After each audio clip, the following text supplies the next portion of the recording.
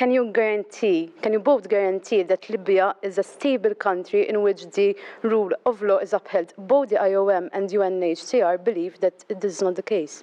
I can guarantee that the situation, if it remains as it is, come the next few weeks, we will have a humanitarian crisis once again, and people will start pointing fingers, saying that Europe has done nothing, and people will still die at sea. People will be held in camps where their human rights are not respected.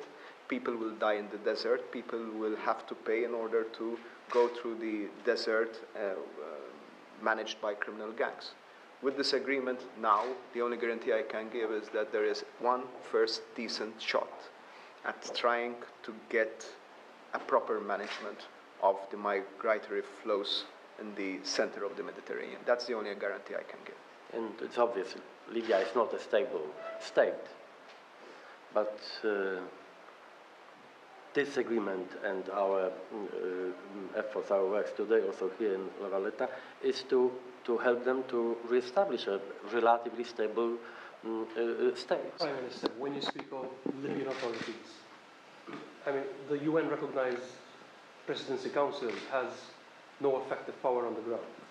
So who are you speaking to, and who do you expect to reach agreements with to get this agreement, as Mr. Tash said, practical agreement on the ground functioning well? There is a Libyan Prime Minister with all his problems that has mustered the courage to request assistance in monitoring borders, both land and sea borders, under Libyan control. It's not foreign intervention, but it's the Libyans under their control and their operations asking Europeans, in this case the Italians, to help them out, but also in the financing and in the management of refugee and migrant camps. I've said over the past few weeks that I believe personally that we need to introduce humanitarian corridors, that people don't need to risk their lives in the deserts and crossing the sea in order to get a chance to come into Europe legally, especially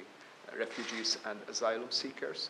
I believe that now is the next step. This is not a holistic thing. This is where we have achieved progress so far.